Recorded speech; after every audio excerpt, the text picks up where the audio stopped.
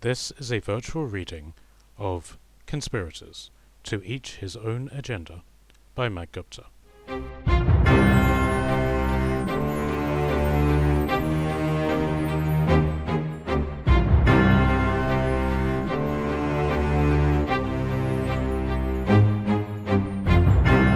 Chapter 15.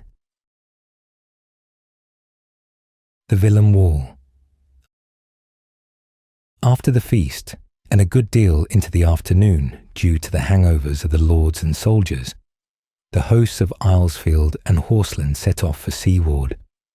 Horseland was a land of many knightly orders, all with their own lands and peoples, and each one had sent a number of riders who arrived from dawn onwards, both mounted and on foot. Being a knight of Horseland was different than in the Roman world. Being a knight in Rome was a social rank, meaning that one was of a class that could afford to serve the Roman army as a cavalryman. In Horseland, however, any man could become a knight, as long as he gave himself in his entirety to the cause of the knightly order.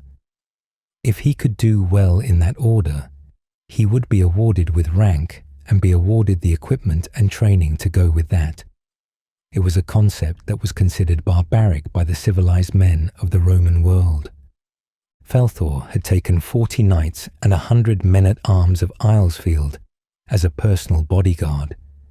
It was slightly excessive, but he didn't want to take any chances given how much trouble there was along the coast. The knights were there for the tourney after the wedding. They were his best lancers, each of them bearing the banners of Ilsefield and their own family houses. Knights of the kingdom were ironic, to say the least. It was through being knights that they would further enhance their title and their family prestige. But, in reality, they did little in terms of fighting. If someone wanted to earn a name in combat, they would do much better to find it on foot, in the vanguard. Gilorn had seen the knights in action. He was impressed by their horsemanship, but he had also seen how easily they had fallen once the power of their charge was broken. He was curious to understand how the knights of Horseland fought from horseback. The horse lords were renowned throughout the kingdom as being riders without equals, even amongst the elves. He was still unsteady on his own horse, who was still arguing with him on the paved stone of the road. Despite his troubles, he trotted his horse over to Tiberius. He was riding as casually as if he was at one with his steed, a white stallion of a rare breed. It was an Equus day, a breed of wild horses that had the intelligence and courage of the wisest men. Tiberius chuckled as Gilorn approached. He could see Gilorn's troubles. "He doesn't like you," he stated simply. "The feeling is mutual." Gilorn's horse neighed irritably. Tiberius laughed out loud now. "He's a war horse, not a pack mule. Give him war and he will be happy." "And how do I do that?" "Give him an opponent, someone to beat. When we reach camp, we will race you." He said the last part more to the horse than to Gilorn. The horse grunted, his ears pricked up slightly. Tiberius chuckled again. "It's been a long time since I saw the Villain Wall." He looked forward to the wall ahead of them. "I was a child when my father brought me to the city, not even weaned from my mother's milk. I don't remember why we were there." "I first saw it a season ago," Gilorn said, breaking the reminiscence. "I honestly thought it would be bigger and better defended." "What did you hear of the wall before you saw it?" "Nothing, in all honesty. That it was a wall that kept out us Dacians from pillaging the rich farmland that lay beyond it. Our elders spoke of the mounds of dead that were heaped at its front when we barbarians attacked. And when you saw it, I could honestly vault up the wall in the night with my friend Eorlim. The horsemen had to duck to get through the gate. The lances of the citadel guard had to be left behind for the same reason." Tiberius shook his head, smirking. If a lance is placed blade down in front of them, like they do in a charge, It is an act of combat. No man can enter combat in the Willem as such without risking his own head. The wall isn't made for defense, but to humble guests to the city. I remember the story of Willem the Young, when he came to the aid of Cassius, lifetimes ago. He recounted the story that had been repeated many times over in the feast without invitation, but he glossed over the details of the battle and focused on the story afterwards, one of which Gilorn had never heard before. Cassius had let Willem travel back to the city after the heroic battle of which the story told, but he told Willem that they had to leave their lances. Willem's knights refused, claiming that their lances were their blood oaths. In part it was true, as they had carved promises and fallen comrades' names into the wood, but they could not lower their lances in combat, so they had to lie flat on their horses and hold their spears backwards. It was thus that there was no sign of any horseland host, as the banners on the lances were lowered and Cassius was able to claim all the credit of the battle. It was a cruel jest, but one that Cassius had paid for in giving horseland to Willem as payment for his aid. Gilorn listened attentively, not surprised that this story had not been included before. His disdain for the kingdom nobility deepened with every word spoken. He was woken from his deep thought by the calls of the militia on the wall. Falthor looked up and requested to enter the gate. Gilorn and Tiberius left the formation to stand next to the men at the front. The captain of the wall was sneering and rat-like, with a series of boils on the left side of his face. "Traitors are not permitted into the Willem," he grunted, his voice heavy with spit, some of which he spat onto the ground in front of Falthor. Falthor nodded at Gilorn. Gilorn drew an arrow to his bow and pointed it at the man. Falthor had anticipated this and had given Gilorn very precise instructions as to what to do. "I wouldn't do that again," he threatened, echoing the calm and sadistic tone that Turgon made in the same situation. "You do have balls," Turgon smirked. "Unfortunately, big balls make big targets," Gilorn agreed, and adjusted his aim accordingly. "As you can see," Falthor said, "we wish to use the gate." "I will not allow you to pass," the captain spat. He appeared to be chewing his own tongue. "Then you will have to deny me," Richard roared. "And you will explain to the steward himself why you denied the King of Horseland to visit his son at his own wedding." "And who the fuck are you? You could be anyone," the captain sneered. "You could be a northern bastard for all I know." "How dare you address a king in that manner?" Richard bellowed. "Stick an arrow in his gob," he shouted to Gilorn. Gilorn aimed, way off into the sky, and fired. He rested his bow and looked expectantly at the captain. The captain looked at him and then sneered up at the sky, his head bent to one side to look higher. They could hear the whistling of the arrow on the air. He let out a long laugh, but then, all of a sudden, the arrow had sunk into his cheek, breaking through the flesh, through the hollow mass of his mouth and out the other side. Richard roared with laughter. "Now there's a man who gets things done." Falthor chuckled reluctantly. "Pull the arrow out before it festers," he commanded to one of the soldiers. The soldier nodded and broke the arrow, pulling it out all the way out by the arrowhead. The captain collapsed covered in blood. "It seems you've just been promoted," Turgon said to another soldier, as the first two were led away. "May we pass?" Falthor asked. "Yes, sir," the soldier saluted. "I cannot speak for the Traders' Gate, though." He was referring to the southern gate in the Willem wall. "We will worry about that, my friend," Falthor smiled.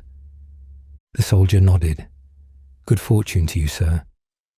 If you have work, remember my name and I will be your most loyal." Falthor smiled and nodded. "I will." He tossed up a small money pouch, just in case anyone accuses you of treachery. He called to his scribe to note down the man's name. "It seems you have the army you need," Turgon smiled. "Either that, or they want to be in your tight arse," Richard smirked, slamming Felthor on his back. They made their way down the Traders' Road, a straight paved road that went diagonally across the Villum. In the middle, the road crossed with the road that went straight across from the bridge city to the gates of the capital. From there, they journeyed directly south. They crossed the Villum in a quick hour. The farmers were tending their wares. They looked up at the procession, seeing the somewhat limp banners of Horseland and Ilsefield. Many of them cheered and whooped at the sight of the general, and he raised his hands and saluted to them happily. He might be modest, Gilorn thought, but he had clearly missed this. By the time they reached the crossroads, the entire farmland was cheering the two-syllable rhythmic chant of Consul. "They obviously don't know who I am," Richard muttered to Felthor, "or they'd be singing my name." Felthor laughed. "Maybe you should hold your banners higher." They left the Traders' Gate without trouble. The captain of the gate had a son who was riding with them as a knight, an honor that Felthor had counted on. The young man was a powerful rider, and he had earned his place amongst them after spending all of his coin on armor and a horse. His family's role in his position was unknown to him, and it was Falthor's mind to keep it so. The captain gave them his blessings, and Felthor led his knight to go up to his father for a proud embrace. The captain watched them depart, his eyes watery with pride, seeing his son clad in blue and silver mail, bearing the emblem of his house and of Ilsefield. The roads were perfectly straight, the Roma method. They didn't curve at all, but went in straight lines. Where one road met a piece of land that obstructed its path, it went over it, through it, or simply turned around at a right angle and bypassed it. It worked brilliantly for marching armies, but less so for a small group who could go cross-country. They made camp 10 miles or so away from the wall, in the shadow of the aqueduct that brought water to the local provinces. It was a common campsite, and many caravans made camp with them. There were traders of the countryside selling their wares on the road, smiths' apprentices bringing tools to trade, and even some vagabonds attempting to con their way to coin. Richard and Turgon were sitting around a campfire, roasting a rabbit on a spit. Richard was complaining about the boil-faced captain, threatening to take his teeth out with his own hands. Tiberius and Gilorn rode over to them. "Father," he called, smiling, "we are riding to break in the Kingslayer's horse. Will you join us?" "How long have you had that horse, Kingslayer?" Richard demanded loudly, as if trying to overcome a noisy crowd. "A season, Your Grace." "A season?" Richard scowled. "How have you not broken in your horse in all that time?" "I am not versed in horsecraft, sire," Gilorn grunted in between being buffeted by the horse. His horse was prancing impatiently in front of them. "It's a simple thing," Richard explained. "The trick is to roar at the beast. It will roar back and you keep roaring, louder and louder until it submits." He took a deep breath to roar, but just before he did, "You talk of bears, father," Tiberius smiled, "not horses." "Oh," Richard said, slightly abashed. "I get them mixed up at times." Tiberius laughed. "If you're worried about people not recognizing you, father," he offered, changing the subject to save his father further embarrassment, "maybe you should tidy yourself up. We are going to a dignified event." Richard considered this by chewing his lip. "Come, Ranger," Tiberius called to Gilorn. "We will show you the meaning of haste." He galloped off, and after some negotiation, Gilorn chased after him. Richard grunted in thought, watching them leave. He nodded. A wedding is no place for a beard with crumbs in it. Turgon rolled his eyes. His beard was smaller, but no less filthy. "I'll bring the barbers over." "Fuck the barbers," Richard smiled. He pulled out an axe from his belt. He set it against his hairy cheek and began to shave himself, without soap or even water. The ride had exerted Gilorn and his horse greatly. Tiberius had given him instruction that seemed to Gilorn to be too brilliant for his level of horsemanship, forgetting that horseland riders could ride before they could walk, that they would be taught to calm a bucking horse when they came of age. By the end of the ride, Gilorn was exhausted, but his horse seemed to have appreciated his efforts and was making the ride easier for him. They decided to take luncheon on horseback, eating the leftover meat from the night before. Tiberius had taken a liking to Gilorn, who wasn't talking to anyone. He was missing the crude charm of Iolim, whom he'd left at Ilsefield. Tiberius wheeled his horse around, past the clean-shaven Turgon and Richard, who didn't have a single scratch on them. Gilorn welcomed the prince's company. They talked about farming and the beauty of the land around them. When the sun sank to mid-afternoon, Gilorn began to ask questions of Tiberius and his father. "Your father, they call him of many titles." "Yes, they do," Tiberius smiled. "We in Horseland don't read out all of the titles of our lords. We simply count them." "How many titles do you have?" "Just one," Tiberius explained. "I am Tiberius, Horsemaster." "Not the Prince of Horseland?" "Not that kind of title," Tiberius smiled. "Titles are given for great deeds, not public office. My father has performed many miraculous feats, but the few he is known for are his favorites." "And they are?" "Ha!" Tiberius laughed. "Father," he called ahead, "we have found a man who doesn't know your name, it seems." Richard turned to see him, his chin matted with grilled grease. "About time," he roared. "I have sought out such a man for many a year," he chuckled. "Inform him of my name if you will." Tiberius took a deep breath as the smile wore away from him. "Well," he said to Gilorn. His first title came when he was of his 9th year.